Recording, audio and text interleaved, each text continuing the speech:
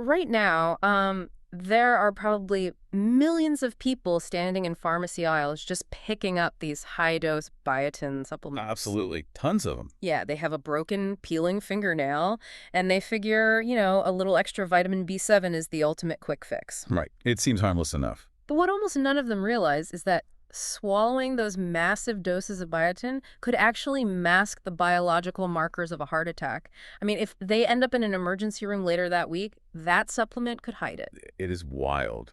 We constantly underestimate the lengths to which our superficial grooming habits intersect with our internal health. Yeah. We treat our hands as these accessories, painting over problems, without realizing that the very ends of our fingers are offering us these profound, real-time diagnostic clues. Well, welcome to the deep dive. We are jumping straight into a question that has frustrated, honestly, almost everyone at some point. Why are my fingernails suddenly brittle, splitting, and breaking easily? It's a great question.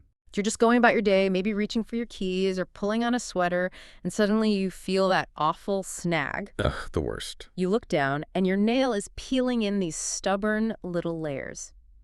So to figure out what's really going on, we have compiled a massive stack of sources for you. We really have. We're looking at medical clinic directories, clinical practice reviews on drug-induced nail disorders, NHS guidelines, pharmacy guides, and even some incredibly powerful patient narratives about systemic tissue health. And the goal today is to decode what those peeling layers are trying to tell you. Because if we can move past the superficial cosmetic fixes, we can start to uncover the underlying hormonal shifts, Right. the nutritional gaps, and the medical root causes that are literally compromising the structural integrity of your nails.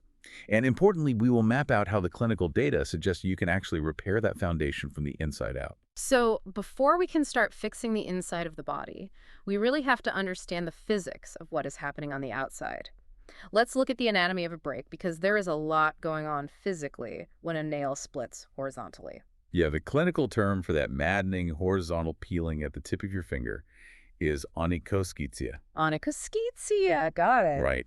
And to picture why a nail fails in this specific way, you have to look at how it's constructed. I mean, your nail plate is not one solid sheet of armor. No. No, it is made up of 50 to 100 tightly packed, microscopic layers of dead cells known as keratinocytes. Yeah. And these layers are glued together by natural lipids and moisture. So I always picture it like a stack of incredibly thin, translucent roof shingles. That's a good way to look at it. And looking at the sources, those shingles are incredibly vulnerable to something called the wet-dry cycle. It actually reminds me of a dry kitchen sponge. Oh, yeah. Because if you take a dry, brittle sponge and run it under the faucet, it immediately swells up with water, right? It becomes totally flexible. Yeah. But as it sits on the counter for a few hours and completely dries out, it shrinks, contracts, and turns hard and crumbly again. And our fingernails are going through that exact same mechanical process. They really are. Water permeates the nail plate very easily. So every time you wash your hands, scrub the dishes, or take a long shower, those layers of keratinocytes swell up. And then they dry out. Right, as the water evaporates, they contract. When you force your nails through dozens of these swelling and shrinking cycles every single day, the mechanical stress simply fatigues the lipid bonds holding the layers together. It just wears them out. Exactly. Right. Eventually, the bond fails, and the top layers of keratinocytes peel away from the layers beneath them. Which brings us to a really persistent piece of advice you hear in hair and nail salons everywhere. Oh, I know what you're going to say. People constantly say that if your nails are damaged or peeling, you need to strip off all the polish and let your nails breathe for a few weeks to recover. But according to the clinical directories we reviewed, this is a total myth. It is a complete myth. Yeah. Nails do not have lungs. Right. They receive their oxygen and nutrients from the blood supply underneath the nail bed, Yeah. not from the ambient air in the room. So leaving them bare isn't helping. Not at all. When you leave already damaged nails completely bare for long periods, you aren't letting them breathe.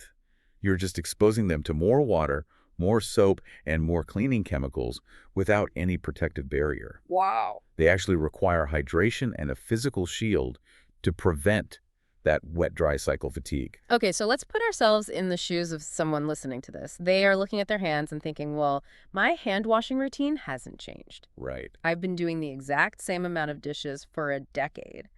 Why is the wet-dry cycle suddenly destroying my nails right now? It's a fair point. If the external environment has remained completely constant, we have to look at the internal foundation. Okay. The nail itself must be weaker than it used to be.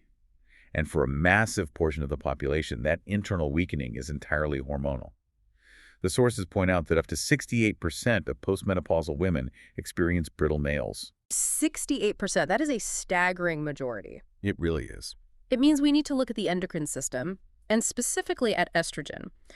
We tend to associate estrogen primarily with reproduction, but it acts as a master builder for tissues all over the body. Yes, estrogen is heavily involved in the synthesis of keratin, which is the primary protein structure of the nail, Right. and collagen, too. It also regulates how effectively your body retains fluids in its tissues. So during perimenopause and menopause, as systemic estrogen levels naturally decline, the body loses its ability to keep the nail plate hydrated. Makes sense. Furthermore, the drop in estrogen triggers a corresponding drop in a vital lipid called cholesterol sulfate. Okay, so we can think of cholesterol sulfate as the mortar holding that brick wall of keratinocytes together. Exactly. If estrogen is the bricklayer, it suddenly walks off the job, the mortar dries up, and the bricks just start crumbling and flaking away at the edges. That's a perfect analogy. The loss of that lipid glue is catastrophic for the nail's structural integrity. And this tissue degradation isn't happening in a vacuum at the tips of your These are fingers. happening everywhere. Right. The fingernails are merely the visible warning light on the dashboard for a much larger systemic shift. For example, look at the nThese guidance, the National Institute for Health and Care Excellence in the UK. Okay, what do they say? They recently published protocols for a drug called abaloparatide. This medication is used to treat severe osteoporosis or bone density loss in postmenopausal women. Wow, okay. And the biological mechanisms driving that bone loss are intimately linked to the mechanisms driving the nail loss. The exact same hormonal deficit that dries out the nail bed is simultaneously thinning out the skeletal system. That is terrifying. And we really see the profound impact of this hormone loss in the patient stories included in our research stack. We do. There is a particularly harrowing account from a woman named Claire. She spent years suffering from misdiagnosed lichen sclerosis, which is a chronic inflammatory skin condition. Yeah, that story was intense. Because it went unchecked for so long, it eventually developed into vulval cancer. Claire had to endure a grueling 14-month treatment plan that included multiple surgeries and aggressive pelvic radiotherapy. And the collateral damage of that necessary life-saving radiotherapy was the complete destruction of her ovarian function. She was thrown into surgical overnight menopause. Claire's story documents the brutal reality of what happens when estrogen vanishes instantly rather than tapering off over years. It's devastating. She suffered severe skin changes, tissue burns from the radiation, and debilitating lymphedema. Her story is a stark reminder that we cannot compartmentalize our health. No, we really can't. Ignoring what our tissues, our skin, our nails, our hair are telling us can lead to missing massive systemic red flags. Absolutely. But what if a listener isn't in perimenopause or menopause?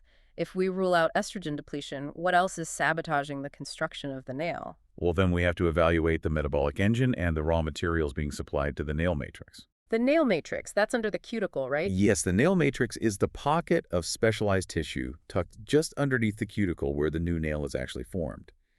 If the thyroid gland is underactive, which is a condition called hypothyroidism or Hashimoto's disease, the body's overall metabolic rate slows to a crawl. Okay. The nail matrix is part of that system, so nail production dramatically slows down as well. Because the nail is growing so slowly, it spends much more time sitting on the finger exposed to the environment before it ever gets trimmed away. Right. And the moisture content depletes significantly over that extended time. This metabolic slowdown often manifests visually as pronounced vertical ridges running all the way from the cuticle down to the tip of the nail. Oh, I've seen those ridges. Yeah. And beside the thyroid, we also have to look for severe nutritional deficits, specifically iron deficiency anemia. Why iron? Because iron is required to transport oxygen via the bloodstream directly to the rapidly dividing cells in the matrix. Without adequate oxygen, those cells fail to manufacture the keratin structure properly. That makes total sense. Actually, the NHS source highlights a fascinating visual symptom of severe iron deficiency called koilonychia. Yes, spoon nails. Right. The structural integrity of the nail collapses so completely that the nail actually becomes concave, It sinks in and looks like a tiny spoon. You could literally hold a drop of water in the center of the fingernail. It is an extreme structural failure. The matrix relies on a steady stream of oxygen, dietary protein, zinc, and B vitamins to press out a hard, flat nail plate. And this is exactly where the eager problem solver steps in. Uh-oh. If I notice vertical ridges or peeling, and I hear that nails need B vitamins to grow, my first instinct is to run to the pharmacy. Don't do it. I'll grab the biggest bottle of biotin I can find and take a massive megadose every morning to flood the nail matrix with raw materials. Yeah, we need to pull the brakes on that strategy immediately. While the marketing on the supplement aisle makes biotin appear to be a completely harmless magic bullet, the clinical data strongly suggests otherwise. It's not harmless. Not at those doses. First, genuine biotin deficiency is remarkably rare in the general population. Most people get plenty from a standard diet. Okay. More critically, flooding your bloodstream with high-dose biotin supplements can be actively dangerous when you interface with the medical system. I think most people assume that because it's a water-soluble vitamin, you just excrete whatever you don't need. How does it become dangerous? The danger lies in how modern diagnostic laboratories operate. Many automated blood testing machines rely on a specific chemical reaction involving biotin to grab onto the biomarkers they are searching for in your blood sample. Oh, wow. They use biotin essentially like a chemical magnet. If your blood is already artificially saturated with megadoses of biotin from a hair and nail gummy, it occupies all the binding sites in the machine. Which completely skews the test results. Exactly. It can falsely elevate or falsely suppress your thyroid function panels, leading a doctor to misdiagnose you with a thyroid disease you don't actually have. Which means you could end up on lifelong thyroid medications simply because you were trying to fix a peeling fingernail. Yes, and the stakes go even higher in an emergency setting. The sources explicitly warn that excess biotin severely interferes with troponin assays. Troponin, what is that? Troponin is the primary protein biomarker that emergency rooms measure to determine if a patient is actively having a heart attack. Oh my God. If the biotin in your system masks your troponin levels, the lab machine will report a normal result, and a massive cardiac event could be completely missed by the attending physicians. That is absolutely wild. It's an absolute imperative to disclose any cosmetic supplements to your doctor before having blood drawn. Okay, so we have looked at environmental damage, hormonal drops, and missing nutrients. No. But sometimes the issue isn't what the body is missing, it is what is actively being pumped into it. Right. We need to look at medical and drug-induced nail disorders. And to understand why medications impact the nails so severely, we have to return to the nail matrix under the cuticle. The cells inside the matrix have one of the fastest tissue turnover rates in the entire human body. They are dividing and multiplying constantly to push the nail plate forward. Because they're always growing. Right. Because they are highly active, they are exceptionally vulnerable to toxic insults in the bloodstream. So it's like a heat-seeking missile system. Certain therapies, especially chemotherapies like taxanes or targeted therapies like EGFR inhibitors, are designed specifically to hunt down and destroy rapidly dividing cells. Exactly. The drug is trying to kill the cancer, but it cannot differentiate between the rapidly dividing tumor cells and the rapidly dividing cells in your hair follicles or your nail matrix. It just attacks them all. The clinical reviews document intense collateral damage from these therapies. One of the most common manifestations is the appearance of Bose lines. Oh, I saw pictures of these in the medical directories. They look like someone took a tiny chisel and carved a deep horizontal trench completely across the width of the nail. That's a great description. A Bose line is quite literally a historical record of a systemic trauma. Yeah, the chemotherapy drug is so highly toxic that the nail matrix essentially shuts down all production to survive the insult. The nail stops growing entirely. Wow. Once the treatment cycle ends and the body begins to recover, the matrix turns back on and resumes pushing the nail forward. That temporary pause in production creates a physical dent, a gap in the keratin, which slowly grows out along the nail bed. The sources also outline far more painful drug-induced disorders. There is onycholysis, where the toxicity causes the nail plate to painfully lift and detach from the pink nail bed underneath. Which is incredibly uncomfortable. And this is sometimes accompanied by subungual hemorrhages, which is bleeding trapped under the nail.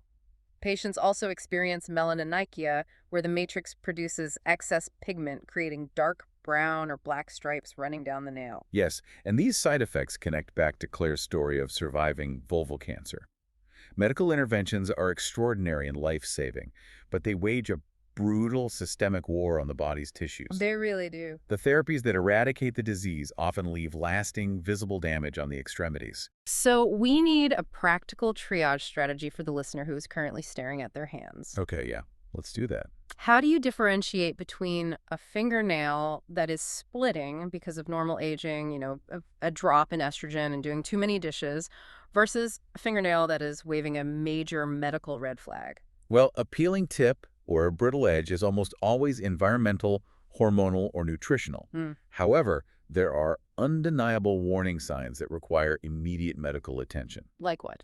If you discover a brand new, dark, pigmented streak underneath your nail that you cannot attribute to a recent physical injury like slamming your finger in a door, you need to be evaluated. Right. If the nail begins lifting off the bed and it causes pain, or if the cuticle area becomes red, swollen, and starts producing pus, do not try to treat it at home. Because at that point, you need a doctor to rule out a severe bacterial or fungal infection, or even subungual melanoma, right? Which is a rare but aggressive form of skin cancer that develops underneath the nail plate. Exactly. Unexplained pain, sudden asymmetry where only one single nail is acting strangely, or new pigmentation are all hard limits. You seek professional help for those immediately. Okay, we have identified the mechanical villains, the hormonal deficits, and the medical interlopers. Now it is time to arm the listener with the science-backed solutions. How do we actually rebuild the foundation? True repair requires a multi-pronged approach, and it has to begin with the internal foundation. If you suspect the root cause is hormonal, the clinical path involves discussing hormone replacement therapy with a physician to safely restore those systemic estrogen levels. Okay. If a blood test reveals low ferritin, you focus on correcting the iron deficiency. If the metabolic rate is the issue, it is about dialing in the correct dosage of thyroid medication. Because you cannot build a strong house on a crumbling foundation. Right. But while we are waiting for that internal foundation to be repaired, the sources offer some highly effective external interventions. We do. The overriding rule across the dermatology guides is to oil your nails little and often. And the specific type of oil matters immensely. You want to use pure jojoba oil. Yes, jojoba is fantastic. And the rationale behind jojoba oil comes down to molecular biology. Yeah. The physical molecules of jojoba oil are incredibly small enough to actually penetrate between those microscopic layers of keratinocytes. Oh, that makes sense. Yeah, most commercial lotions and heavy oils just sit on top of the nail plate and wash off the second you run your hands under the tap. Jojoba oil sinks in and replaces the lipid glue that the wet-dry cycle strips away. The guides also recommend pairing that penetrating oil with hand creams that contain specific active ingredients like urea or alpha hydroxy acids. Right. These aren't just creating a greasy barrier, they are humectants. Yeah. They actively draw moisture into the nail plate and trap it there, locking the water inside the keratinocytes so they don't shrink and contract as the environment changes. It's all about trapping that moisture. But we also have to implement strict mechanical fixes to stop the ongoing damage. Yes, the simplest but most ignored rule: wear rubber gloves for all wet work. Always. Every time you wash a dish or use a household cleaner, you need a physical barrier. And while you are healing the nails, keep them filed relatively short. A shorter nail has less mechanical leverage. I mean, if you bump a short nail against a car door, it is far less likely to snap under the pressure. And when you are maintaining that shorter length, the tools and techniques you use are critical. You need a soft file, ideally around a 180 to 240 grit rating. Absolutely. More importantly, you must file the nail in one single direction. Do not sit on the couch aggressively sawing the file back and forth across the tip of your finger. Oh, please don't do that. Filing back and forth creates intense friction that physically tears the keratin. Yeah. Imagine taking the end of a thickly braided rope and rubbing it vigorously back and forth against a brick wall. The fibers immediately begin to fray and unravel. Right. When you saw your nails, you are creating microscopic tears in the layers that will inevitably become large, peeling flakes a few days later. The final mechanical rule relates to manicures. Avoid using pure acetone polish removers constantly, as they aggressively strip away the nail's natural lipid barrier. Yes. And above all else, do not manually pick or peel off a gel manicure. It is incredibly satisfying in the moment to pick at a lifted edge of gel polish, but the chemical bond between the gel and the nail plate is incredibly strong. So strong. When you force the gel off, It does not release cleanly. You are physically ripping the top layers of keratinocytes Yeah. completely off the nail bed. It is manual, self-inflicted on enkoschizia. We have laid out the internal fixes, the oils, the creams, and the mechanical rules. But the clinical guides emphasize that we have to severely manage our expectations regarding the timeline. We do. Because the nail matrix produces tissue at a painfully slow rate of about 3 millimeters per month. It is so slow. Even if you perfectly balance your thyroid medication, correct your iron, apply jojoba oil 3 times a day, and never touch a drop of dishwater without gloves, your nails will not look entirely different next week. No. The damaged tissue currently on your finger cannot heal itself. It is dead tissue. You are waiting for the newly constructed, healthy nail to travel from the matrix under the cuticle all the way down to the free edge of your finger. Which takes forever. That complete replacement cycle takes anywhere from 3 to 6 full months. It requires a tremendous amount of patience. I think of the entire process like dealing with a badly leaking roof in your house. How so? Applying the cuticle oil and wearing gloves is like putting a bucket on the floor. It handles the immediate mess and keeps the living room dry for the moment. Right. But eventually, you have to climb a ladder and patch the structural hole in the roof, which is optimizing your hormones, your nutrition, and your internal metabolic health. That is the perfect way to look at it. Yeah. The bucket is a vital triage tool, but it will never replace structural repair. To synthesize the clinical data we have explored today, a brittle, snapping fingernail is rarely just a cosmetic inconvenience to be covered up with acrylics. It is a highly complex intersection of mechanical stress, hormonal lifespan, and the silent biological markers buried in your blood work. It completely recontextualizes how you look at your own hands. Which brings us to the final thought we want to leave you with today. What is that? We spend so much time, energy, and money trying to cover up our nails. We treat them as blank canvases designed strictly for polish and aesthetic expression. We really do. I challenge you to adopt a different paradigm. Stop viewing the ends of your fingers as cosmetic accessories and start reading them as a ticker tape. A ticker tape. Yeah. It is a real-time biological dashboard constantly printing out the status of your internal health. Every vertical ridge, every peeling layer, every change in growth speed is a piece of hard data sent straight from your endocrine and metabolic systems. The next time you catch a sweater on a stubborn peeling nail, before you instinctively reach for the file to smooth it away and forget about it, pause for a second. Ask yourself, what is your dashboard trying to tell you right now? Thank you so much for joining us on this deep dive. Take care of yourselves inside and out.